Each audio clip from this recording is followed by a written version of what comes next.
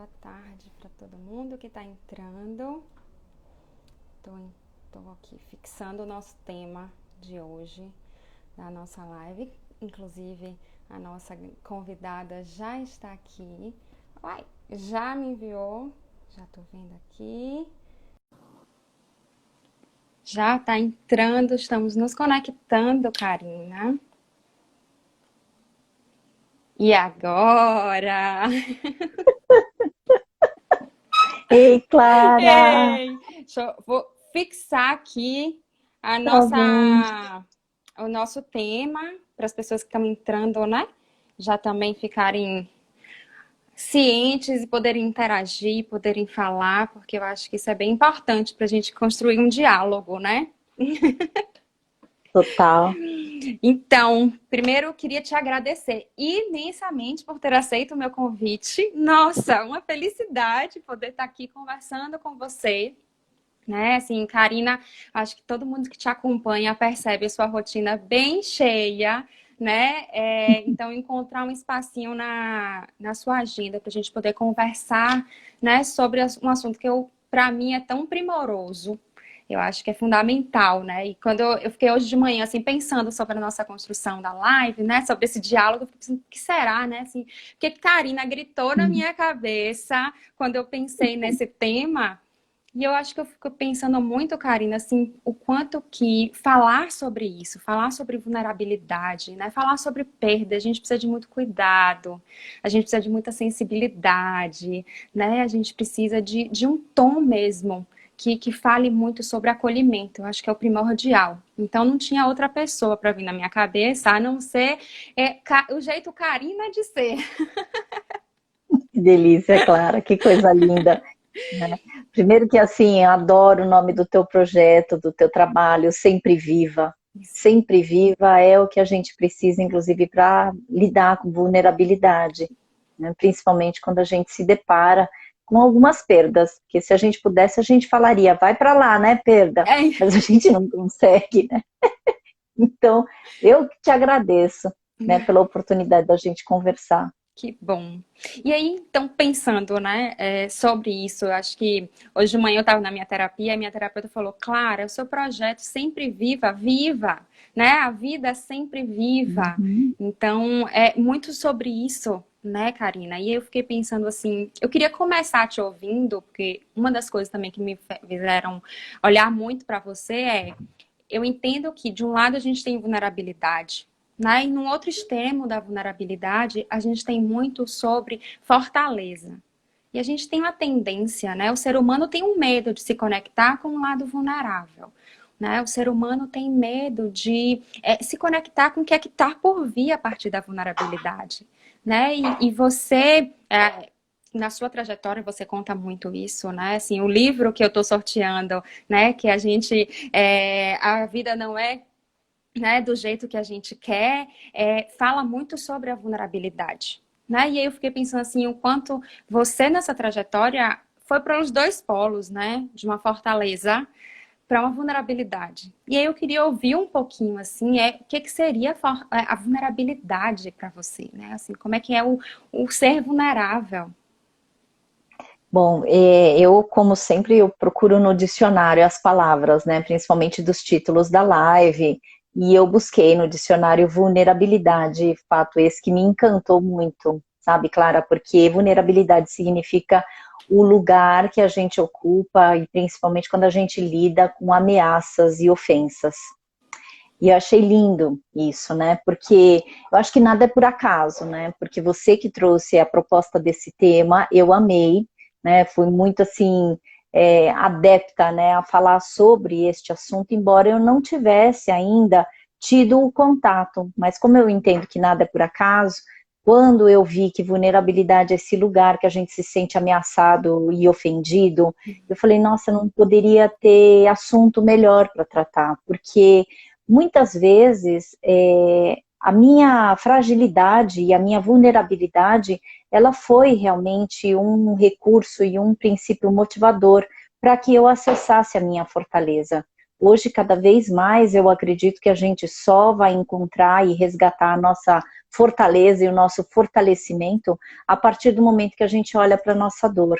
E esse é um dos, né, primeiros passos, esse é o primeiro passo que eu coloquei no livro A Vida Não É do Jeito que a Gente Quer. O primeiro passo que a gente tem quando a gente sofre, tem alguma ferida ou algum ferimento, é a gente poder olhar para a nossa ferida. Porque se a gente não fizer nada, né, fingir que ela não existe, ela vem com uma força muito, muito maior. E não é praga, né? Eu costumo também brincar dessa forma, não é praga, não é porque a gente fez alguma coisa ruim, né? Ou porque a gente está sendo castigado. Não. Perdas acontecem, a gente é vulnerável e, ao mesmo tempo, essa vulnerabilidade nos impulsiona a sair desse limbo existencial. Eu acredito que às vezes a gente vive e é colocado em lodos existenciais, que foi o que aconteceu, né, na minha inflamação cerebral. Eu fui no fundo do poço, só que eu não tinha alternativa. Isso quer dizer que eu precisei encarar e enfrentar e acolher a minha vulnerabilidade para estar aqui para contar a história para você, né, e dialogar com você sobre esse assunto. Que eu acho que é importante, ou seja, forte é aquele que se apropria da sua própria dor e do seu sofrimento. E o caminho, né, da vulnerabilidade é um caminho que a gente pode, né, encontrar um resgate da nossa força, de quem a gente é, da nossa missão existencial. Sim, eu acho que é só quando a gente pode se conectar. Eu também fui, né, no dicionário para poder ver vulnerabilidade, né? Ótimo. E na vulnerabilidade estava qualidade ou estado de vulnerável, né? E aí fui para vulnerável. Então, disse do lado fraco de um assunto ou de uma questão, ou do ponto pelo qual alguém pode ser atacado ou ferido. E aí, quando eu li sobre isso, eu fiquei pensando assim, esse eu fiz questão de não pegar na internet, não foi naquele dicionário Aurélio gigante, sabe, de muito tempo, justamente pensando pelo lado de que, assim, essa foi a construção social, né, assim, é a partir daí que a vulnerabilidade é muito vista, a partir do medo, a partir do poder ser atacado, a partir do estar exposto, né, e do estar frágil, e o que é que a gente faz com a fragilidade, né? Porque quando eu me conectei com isso, eu fiquei pensando assim, a gente está num caminho, a partir disso a gente fica num caminho até de dificuldade de entrar no acolhimento, e tem a sua frase que eu amo, né, que o acolhimento é o que sedimento solo, né, fragmentado pela dor. Mas para a gente poder ter essa noção, a gente precisa ter a noção da importância de correr para o lado da fragilidade, né? E eu acho bacana isso que você está falando, porque a partir do momento, então, que a gente se sente atacado, e eu também tenho uma outra frase que eu trago o convite para que quanto maior vai ser a ameaça, maior tem que ser a sua proteção. Ela nos obriga, primeiro, porque ninguém gosta de se sentir ameaçado, acuado, sem esperanças. Então, o objetivo também da gente poder acolher a nossa vulnerabilidade, né, através dessa ação, o acolhimento, que eu acho que é uma das melhores ações que eu tenho na vida, sabe? Porque é o acolhimento que permite com que a gente fala, tá tudo certo. Apesar de eu estar me sentindo fraco, apesar de eu me sentir ameaçado e vulnerável, se eu não acolher, ninguém vai fazer isso por mim, né? Então, a partir desse momento que a gente olha, né, e a gente acolhe isso, e acolher é dar colo. E o que que faz, né? Eu lembro sempre de dar colo, assim, fazer naninha, né? Para aquilo que a gente está passando.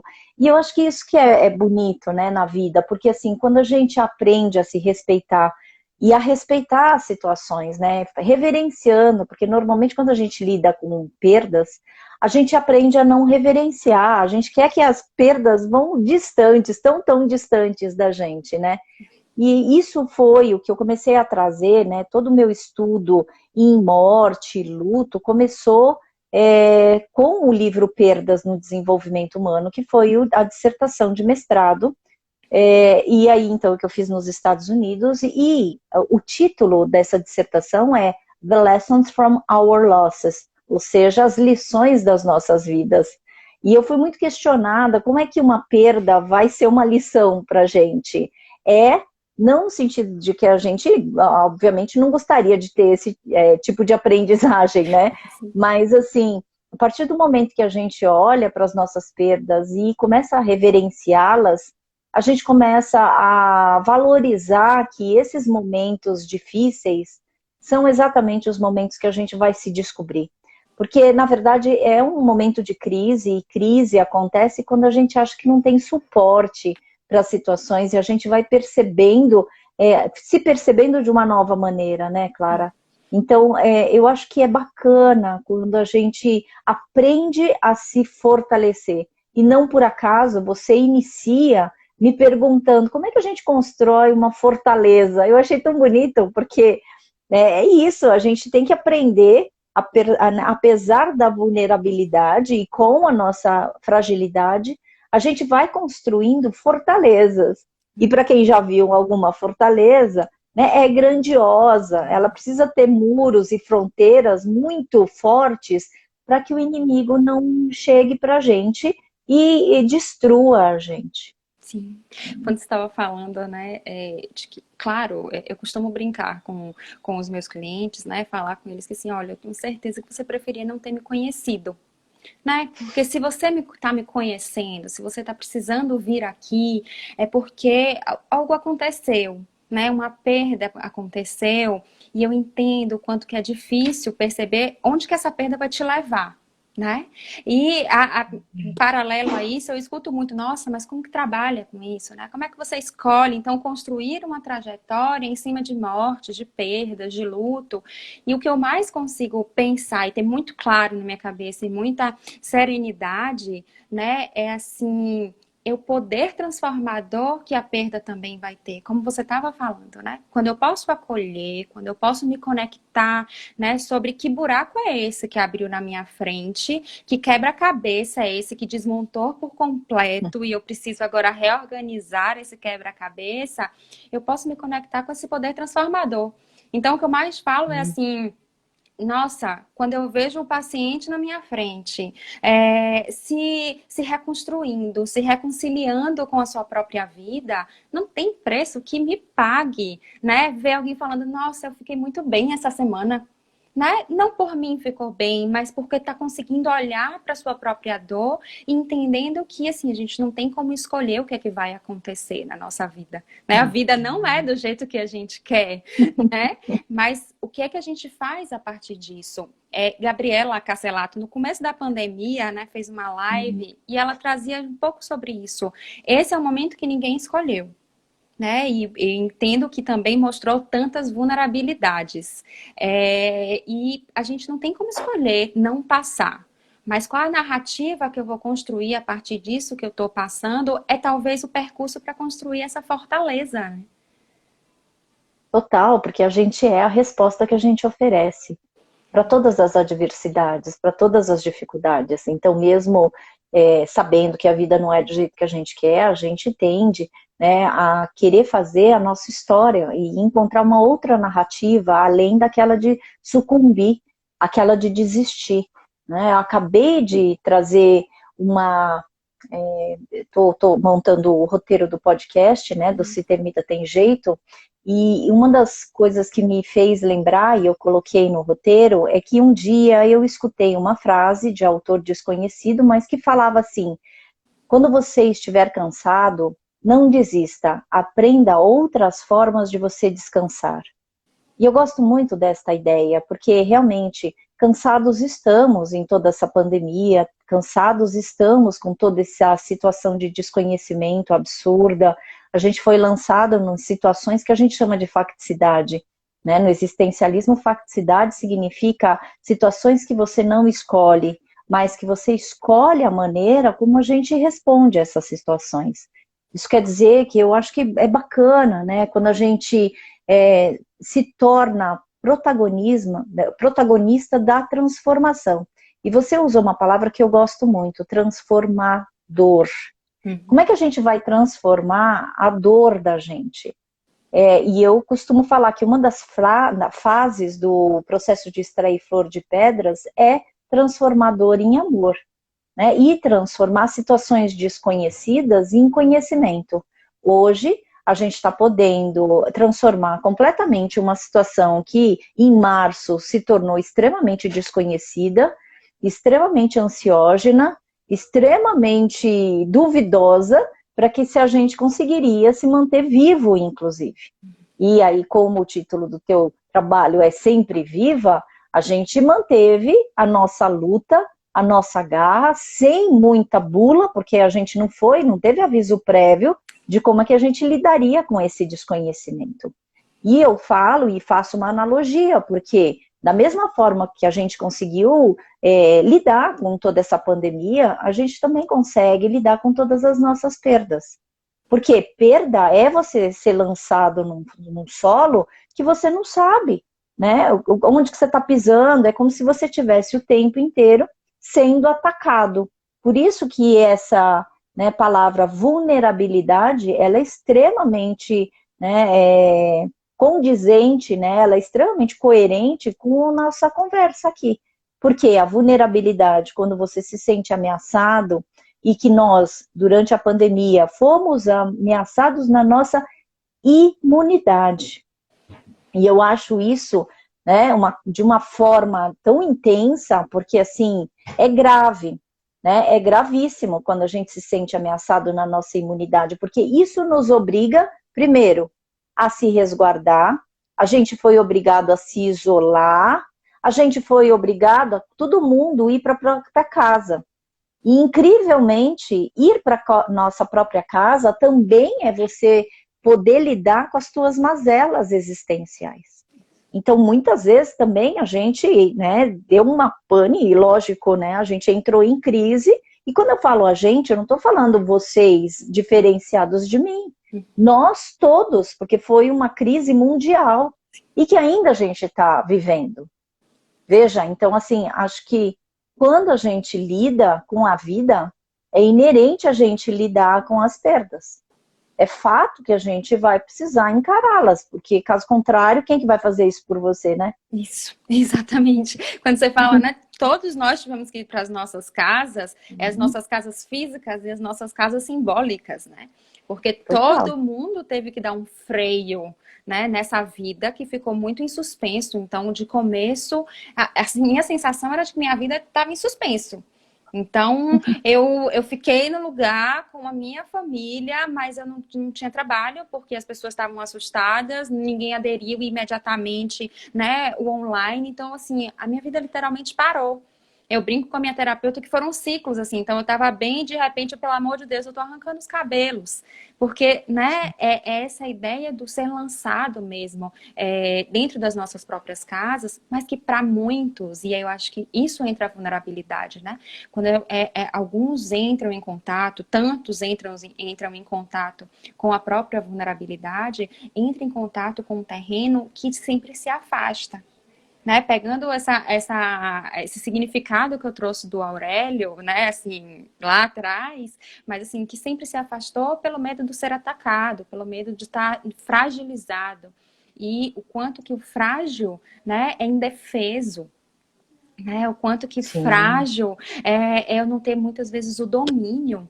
E essa sensação do controle, que é tão importante, né? Essa sensação do domínio sobre a nossa vida, que traz segurança, é claro que traz segurança, né? Então, o tatear, né? A gente ficou muito tateando todo esse momento, né? Em tudo isso que a gente estava vivendo e continuamos, porque vinha aí talvez uma segunda onda, a gente permanece dentro de casa o máximo que pode, mas a vulnerabilidade faz a gente entrar em contato com essa morada interior que é difícil de olhar, né? Se não fosse tão difícil de olhar, eu acho que os consultórios de psicologia estariam até mais valorizados, né? Porque vir a um consultório é você se abrir, ir para um processo é você se abrir, é você se rasgar por inteiro, e a vulnerabilidade, então, é o se rasgar, mas como é que tá exposto, né, Karina? Eu acho que não é só o se rasgar, veja se faz sentido para você, Clara. Eu acho que é um costurar. E eu sou costureira, né? Meia boca, mas eu sou costureira. Então, e é engraçado que, assim, eu gosto de entender, e eu gosto de brincar, inclusive, com a palavra alinhavar, sabe?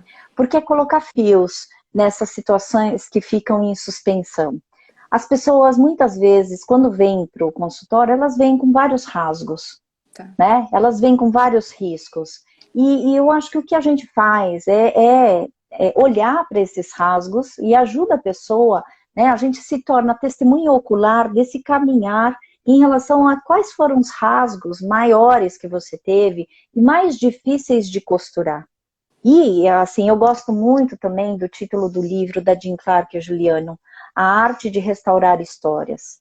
Então, quando ela traz restaurar histórias, para mim tem muito essa conotação que a gente costura com o cliente os rasgos deles existenciais, os riscos, as fragmentações. E eu acho que isso que a gente precisa fazer, e é isso que realmente as perdas e a vulnerabilidade nos convoca. Não é nem um convite, é uma convocação, porque é assim, ou você sai do teu lodo, ou você sai desse poço que você foi lançado, desse solo fragmentado, e a gente vai andando onde consegue.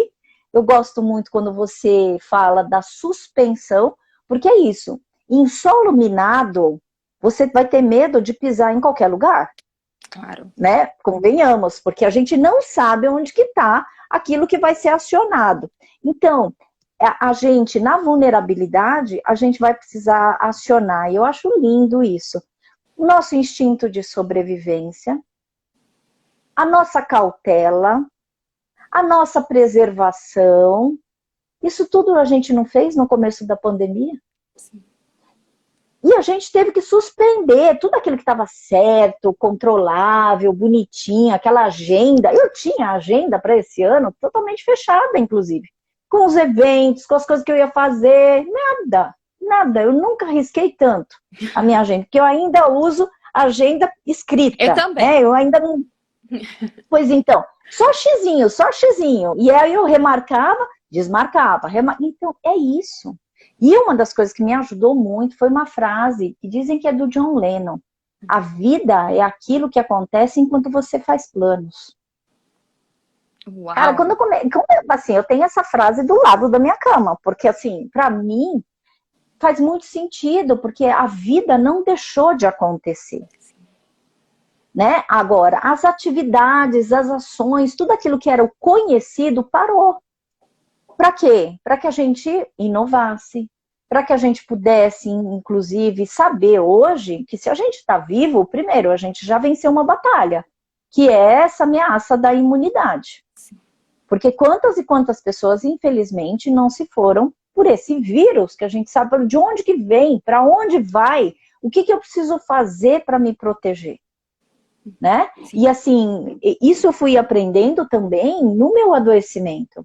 Uma psicóloga que sofre por um adoecimento autoimune, né, cujo responsável pior era, né, tudo que eu mesmo fabricava enquanto hormônio do estresse, aí você fala, para com tudo, né? Não é para você questionar, né? Como a gente não é nada, e ao mesmo tempo a gente é muito, porque a gente é potência no sentido da gente poder ofertar respostas, principalmente para as nossas adversidades. Sim.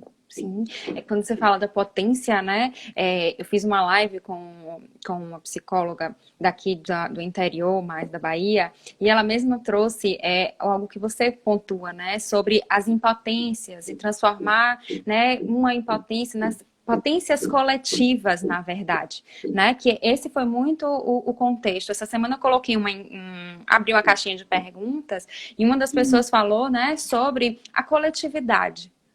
Né? Assim, é a possibilidade da coletividade a partir da vulnerabilidade, porque quando a gente olha para essa dor, quando a gente pode se conectar, alinhavar, faz total sentido, né? Essa ideia. Quando a gente pode fazer isso, a gente pode também identificar qual é a nossa morada, né? Assim, quem são as pessoas que eu preciso por perto, né? Quem são as pessoas que vão me cuidar numa vulnerabilidade? Quem são as pessoas que vão fazer a diferença, né? Eu estava ano passado, na verdade, eu fui participar de um café paliativo em Salvador, que era falando sobre o próprio adoecer, né? O luto por si mesmo. E uma das coisas que, a partir das minhas pesquisas, né, que o DOCA traz, é o fato de, assim, a gente pode chegar no momento para escolher quem é a pessoa que vai estar comigo para cuidar da minha vulnerabilidade. Quem é a pessoa que vai, qual é o grupo de pessoas que vai estar comigo, né, para eu poder falar sobre besteiras. Qual é a pessoa que vai estar comigo, que eu vou poder deitar no colo e simplesmente ficar lá deitado. Então, eu fico conectada nessas potências coletivas, né? A partir disso, o quanto que essa rede de apoio, o quanto, e eu gosto muito de frisar, uma rede de apoio efetiva, né? O quanto que essa rede de apoio efetiva, ela vai colaborar e ela vai construir para que a gente possa olhar para a própria dor, né? Para que a gente possa pegar a agulha, né, pegar a linha, né, conseguir colocar lá para começar essa costura, para começar esse alinhavar a partir dessas rachaduras, né, dessas fissuras que vão estar aí. Alguém colocou aqui que é do John Lennon mesmo, essa frase que você falou. Que bacana. Né? E é bom porque assim o outro faz com que a gente vá confirmando algumas ideias, e eu acho isso importantíssimo, porque é isso que você está trazendo. Qual é o valor do outro na nossa história, na nossa travessia? Porque eu acredito que a gente está numa travessia ainda, principalmente agora está um pouco mais conhecida do que aquela que a gente enfrentou a partir de março, né? Mas assim, a gente está fazendo uma travessia, e essa travessia também a gente pode equiparar e equivaler à vida. A vida é uma travessia que traz incertezas e, obviamente, vai trazer vulnerabilidades, né? Muitas vulnerabilidades. E aí a gente precisa se amparar no outro. E a gente, para se amparar no outro e para não ser atacado, a gente tem que escolher bem as nossas relações, né? Porque é isso que você falou. Você vai tentar falar, expor a tua vulnerabilidade com poucos, não é com todo mundo, né? Não é todo mundo que tem, primeiro, a paciência para te ouvir, né? E também não é para todo mundo que você tem que ficar abrindo as tuas feridas. E aí eu acho que vale muito a pena a gente ter escolhas e renúncias, sabe, Clara? Porque esse é o trabalho para você não ser atacado, e quando eu falo quanto maior é a ameaça, maior tem que ser a proteção, porque muitas vezes não é só um vírus.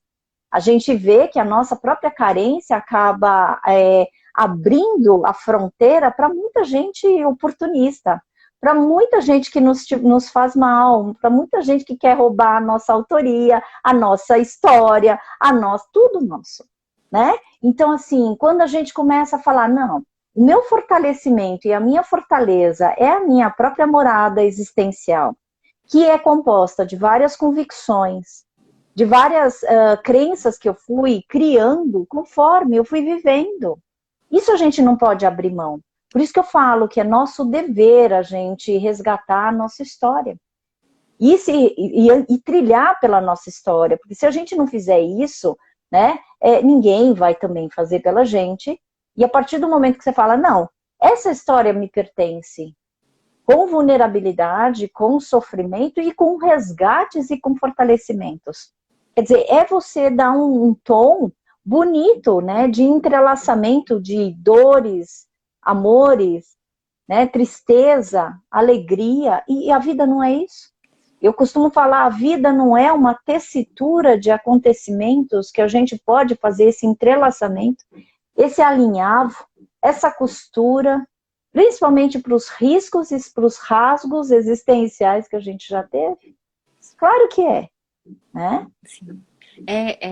Alguém colocou aqui, fiquei pensando nisso, no quanto viver e estar vulnerável, em momentos mais intensos, outros mais amenos.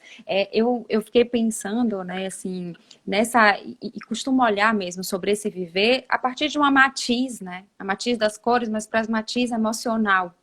Né, assim, é uma matiz emocional o viver. Então, como que eu posso negligenciar um lado, né, priorizar o outro, se quando eu estou negligenciando um lado, eu estou negligenciando a minha própria matiz, né? Quando estava falando sobre restaurar mesmo essas histórias, né, fazer as pazes com o próprio passado, fazer as pazes com as próprias histórias, eu recordei de uma vez que eu ouvi de uma pessoa assim, eu não quero mais olhar para minha história. Né, assim, eu não quero olhar para minha história, tem muita ferida, tem muita dor, e o que eu pude falar para ela, olha, mas você não olhar para sua história, você não olhar para você, Porque, né, essa casa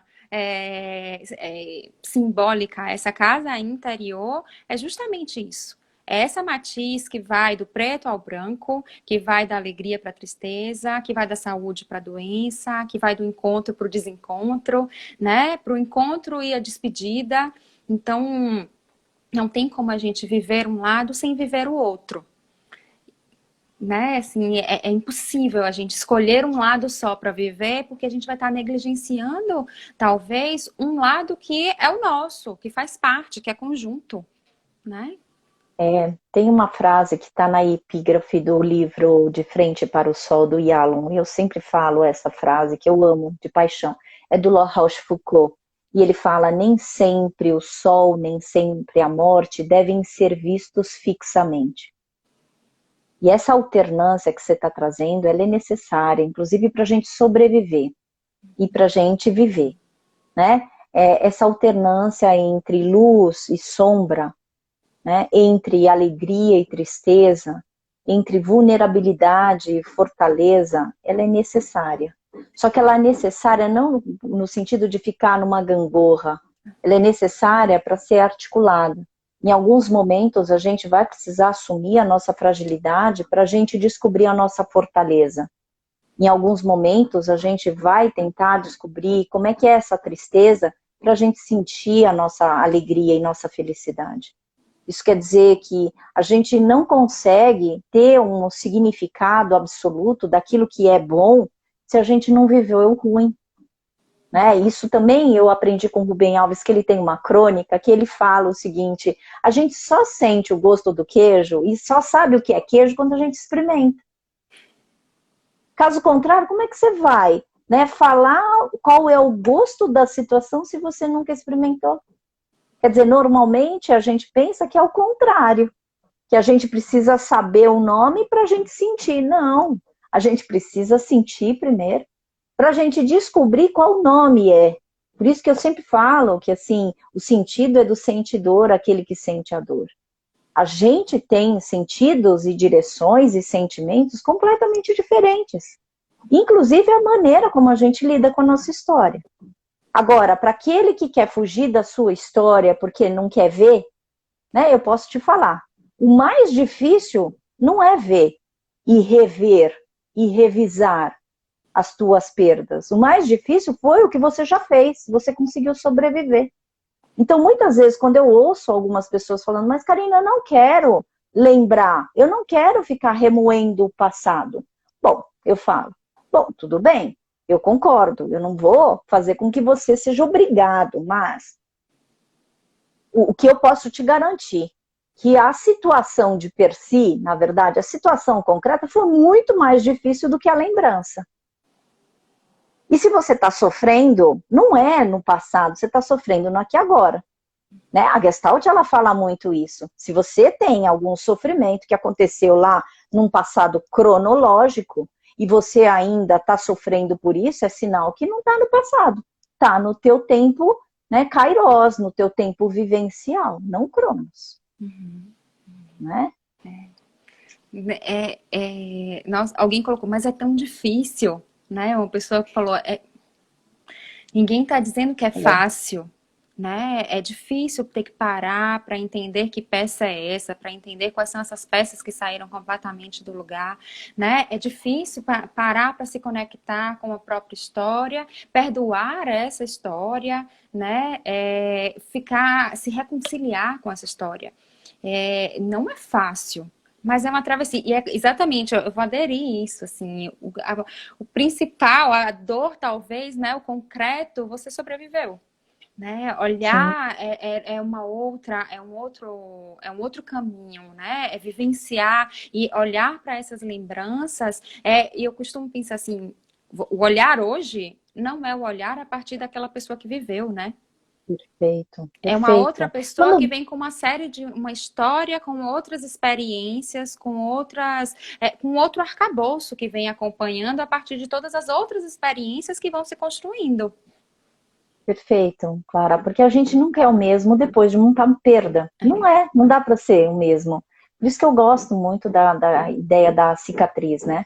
no livro Perdas, eu coloco, né, que uma das coisas que eu mais gosto são cicatrizes, porque as cicatrizes são evidências, primeiro, da nossa sabedoria organísmica, que a gente mesmo, sem fazer muita coisa, a não ser cuidar, né, dar os certos cuidados, se a gente abandona também, né, a gente vai ter um problema muito maior.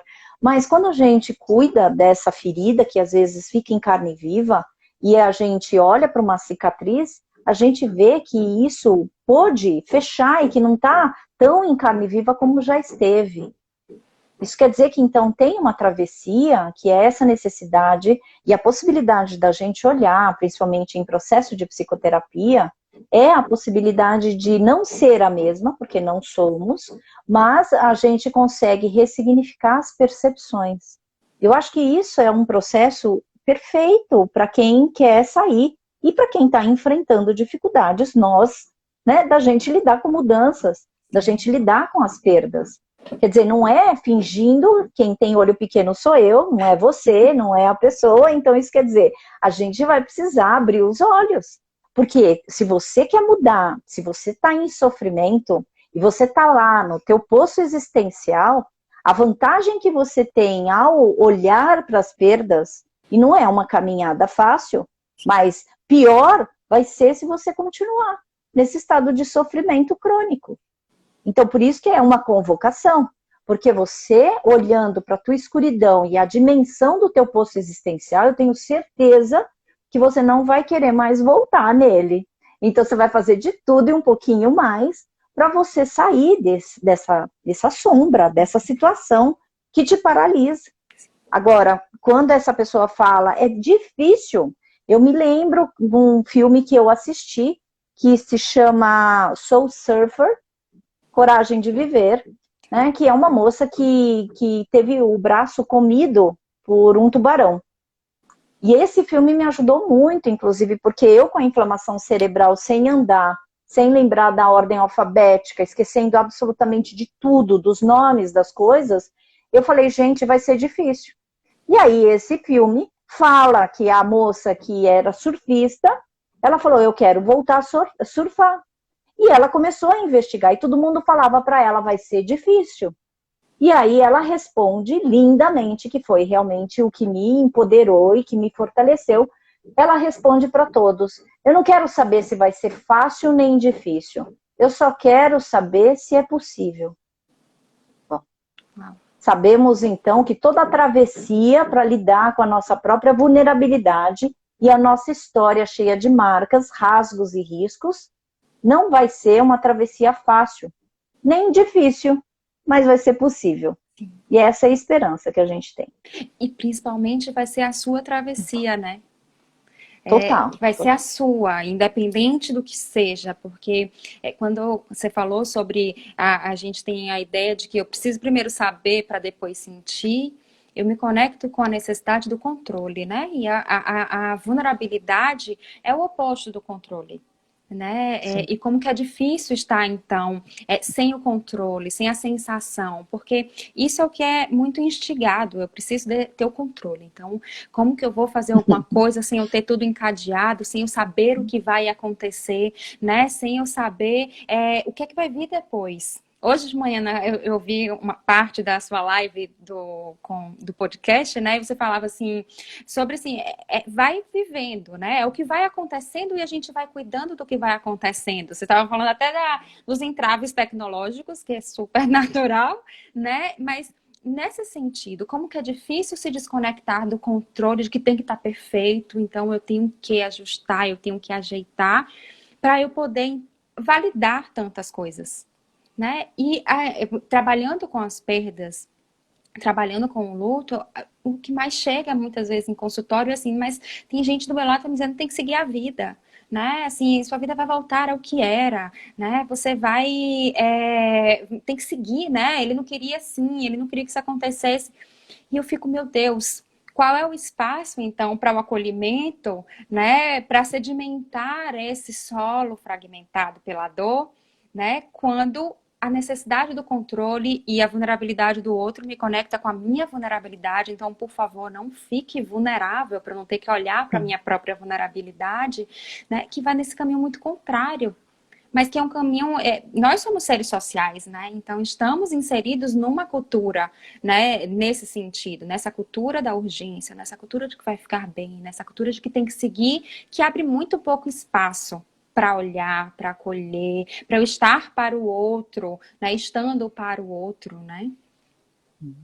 E uma coisa que você trouxe, né, assim, como é que a gente vai ignorar um luto que começou a partir de março? Sabe, quando a gente teve de mudar toda a nossa rotina, já teve o início do processo de luto. Nós todos somos enlutados. E no processo de luto, o que mais a gente vai precisar fazer é respeitar esses sentimentos e pensamentos.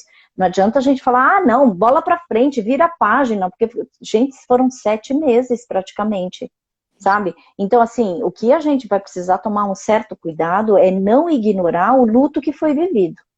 Porque esse é o luto não autorizado que a Gabriela tanto traz, né? A Cancelato, ela traz essa questão também, né? Divinamente, eu gosto bastante do trabalho que você, então, trouxe dela. E, assim, o que é, né? Não autorizar um luto? É você falar, agora a bola para frente, vida nova, e agora você vai voltar para a escola, você vai voltar para as atividades, né? Que essa ideia de urgência, que assim, se a gente parou porque a gente precisou se resguardar, obviamente a gente também vai ter que se respeitar como a gente vai voltar. Não é assim, chegando, ou nada aconteceu, tudo aconteceu, tudo foi modificado. É óbvio que a gente não vai voltar achando que a gente vai encontrar o mesmo cenário que a gente estava em março. Então, essa consciência, ela precisa ser feita, porque senão a gente adoece. A gente vai se frustrar muito, porque a gente vai buscar um mundo que parou, né, numa situação daquilo que era conhecido em março, vai ser completamente diferente. E essa necessidade de controle faz com que a gente sofra muito. Eu tenho outra frase que eu falo, quanto maior é a necessidade de controle externo, maior é a evidência de descontrole interno.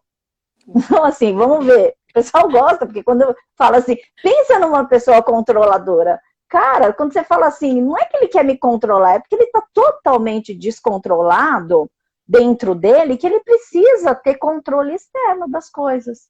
Agora, quando você pode falar, cada dia é um dia, né? Aquela história de um leão a cada dia, a gente precisou enfrentar um leão a cada momento. E quando a gente meio que se sintoniza, né, com a demanda que está acontecendo do aqui e agora, você fala, tá tudo certo, porque assim, a minha necessidade de controle não pode ser tão importante quanto a minha capacidade de responder às situações. E se eu não subestimo, né, a possibilidade de eu ter uma habilidade para responder, porque essa é a nossa responsabilidade. Responsibility, ability to respond. Isso quer dizer, a gente tem condições da gente responder, só que a gente subestima. E a gente acha que o controle está lá fora, né? E quando você fala assim, tá tudo certo, porque você tem que serenar o teu coração para falar, bom, por mais difícil que seja, por mais impotente que eu esteja me sentindo, eu vou encontrar alternativas para eu sair dessa. Eu não saí de várias outras situações de perdas. Isso quer dizer que eu já tenho a própria resposta em mim, não no outro. Então, a gente tem que manter isso muito forte, inclusive para a gente continuar, para lidar com as pancadas. Né? Também lembro de uma ideia que eu trouxe para algumas pessoas que gostam. A cada pancada na vida se dê 2 agrados. Poxa, que coisa mais legal, porque assim, você só tá levando pancada, então você se dá 2 agrados, entendeu? Não adianta ficar esperando mamar do outro, né? Sim. Mamãe vai dar um mamar, não vai. O outro não vai dar tudo fácil. A vida não vai te oferecer se você também não se abrir, não arregaçar as mangas e falar, eu sou uma pessoa que precisa ser agente de mudança. Né? E aí, quando você conta dessa questão da impotência e da potência, nem sempre impotência, nem somente onipotência. Fixemos as nossas atenções para as nossas potências. Por quê? Uma impotência individual, isso eu escrevi num artigo com os meus irmãos espirituais, a Ana Catarina e o Atílio Provedel, e a Maria Júlia Kovacs, nós escrevemos, né, na direção do suicídio, mas que a gente tem que aprender a transformar a impotência individual em impotência coletiva. Então, quando a gente faz isso, isso é necessário. Porque você vai ficar lá impotente, falando é muito difícil? É difícil. Ninguém falou que ia ser fácil. Viver não é uma coisa fácil. Agora, você pode se entregar e falar, tá bom, é isso que eu tenho para hoje, e não vou fazer nada. Ou você pode falar, bora, vamos lutar para a gente acordar e para lutar de novo, e para a gente cair, para a gente ter a força da gente se levantar. O problema não é cair, né? É uma coisa que eu sempre falo. O problema não é cair porque a gente cai. Eita, às vezes a gente cai feio, né? Mas o problema é a gente perder as forças de se levantar. E se você está sem força, lembra daquela frase que eu falei, que eu ouvi de autor desconhecido. Quando você está cansado, não desista, aprenda outras formas de você descansar. Isso. E quando você está falando isso, a única coisa que eu tô aqui me conectando e gritando é assim, se conectar com isso é poder integrar, né? É integrar todo o ser humano, né? Porque o que você está falando nem sempre a onipotência, nem sempre a impotência e se conectar com a potência é eu me conectar com o ser humano que existe em mim.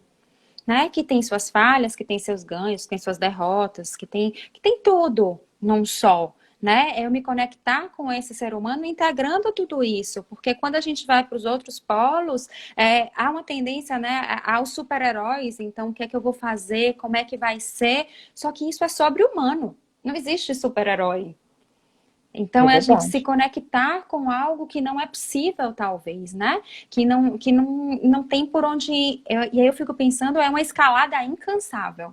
Porque eu vou atrás de poder fazer, eu vou atrás de ser mais, eu vou atrás de ser mais, não considerando o ser humano que existe em mim. Não considerando essas falhas. E vem todo um ciclo, e acho que esse contexto também mostrou muito, né, na pandemia. Não dá pra gente voltar a ser o mesmo. Não dá pra gente voltar de onde a gente parou. Não dá, porque aí a gente vai estar considerando o que a gente estava falando sobre alguém que vivenciou e que hoje está lembrando. É outra pessoa que está lembrando. As pessoas, todos nós que sairemos dessa pandemia a partir de sei lá quando vem uma vacina, não são as mesmas pessoas que começaram em março. Né? São pessoas que passaram por oscilações, são pessoas que passaram por crises, são pessoas que precisaram olhar para o seu ser integral para, a partir disso, eu ver o que é que eu vou fazer, né? Assim, qual é a minha potência diante disso, qual é o percurso que eu posso construir, onde que eu posso encontrar a minha resiliência mesmo, né? De esse percurso vai me ajudar, esse percurso vai me permitir, esse percurso não deu certo, então eu vou tentar por outro, porque eu acho que quando a gente fala de vulnerabilidade, quando a gente fala de perda, eu fico pensando muito sobre isso, é a gente se conectar com o ser humano integral, porque a perda faz parte da vida.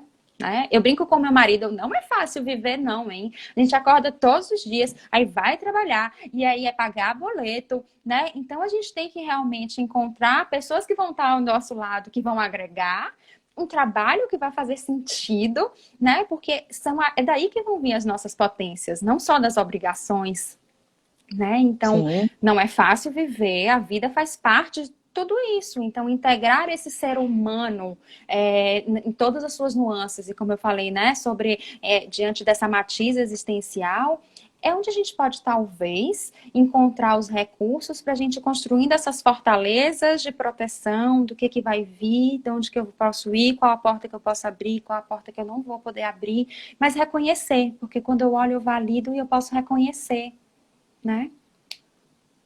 E talvez você está falando quais portas que a gente vai abrir. Talvez a gente também possa incluir a perda da ideia de que você tem que abrir todas as portas, sabe? E quando a gente está fazendo isso, né, entrelaçando com a compreensão do controle, tem algumas gestaltem, né, que são situações que não se fecham. E a gente vai precisar também olhar para essa situação, sabe? Porque tem portas que você não precisa abrir. Sabe aquela ideia de que a gente tem que dar conta de tudo? Tem que ficar segurando todos os pratinhos e mantê-los. A gente se torna um malabarista insano, né? Querendo ter vários braços, mas a gente só tem dois, não é? E assim, eu acho que é isso que talvez ajude a gente a lidar com a nossa própria vulnerabilidade. Porque vulnerabilidade também traz uma percepção do quanto limitados nós somos. E eu acho isso imprescindível, né, a gente perceber. Nós somos seres limitados. Você não precisa falar sim para tudo. Você também não precisa abrir todas as portas. Tem portas que você pode falar, vou deixar fechadinho porque eu não vou dar conta. Né? E essa insanidade da gente ter, e eu tenho um artigo que eu falo que o ter é a falência do ser. A partir do momento em que a gente acha que a gente tem de, né, se lança para uma obrigatoriedade, uma dívida existencial, a gente se perde. Então, assim, tem o quê? Você tem que ser. A tua essência, né, ela tá brigando, ela tá clamando para aparecer. Então vai ser, não vai ter, entendeu? Porque é isso, isso eu não posso ter, eu não posso ter. Mas assim, eu posso ser isso, ninguém me retira, porque eu, você, todo mundo aqui que está aqui conosco, né, nasceu uma existência. E existência, eu acho muito lindo isso.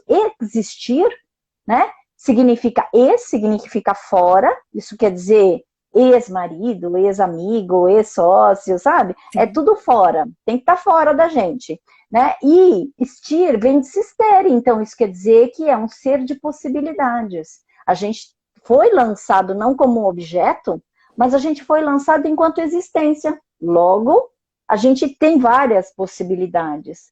A gente foi lançado não para ficar naquela forminha, né? Então porque assim, uma coisa que eu te falo, não é praga, você vai morrer, eu também. E a partir do, não é? Quando a gente começa a sacar isso, e isso eu falei de manhã, né, na questão de como que a gente precisa ter uma conscientização de que a nossa existência vai expirar um dia. E se vai expirar, vamos tratar de viver de um jeito um pouquinho melhor, mas não super melhor, não perfeitamente melhor. Suficiente melhor, né? Suficientemente melhor. E eu também tive uma descoberta nessa pandemia, né? Da palavra suficiente significar o lugar entre o bom e o sofrível. Ai, que lindo! Que lindo. Então, assim, você fala, cara, eu só preciso do suficiente, tá tudo certo, Então é isso né? mesmo, né? É o que temos para hoje.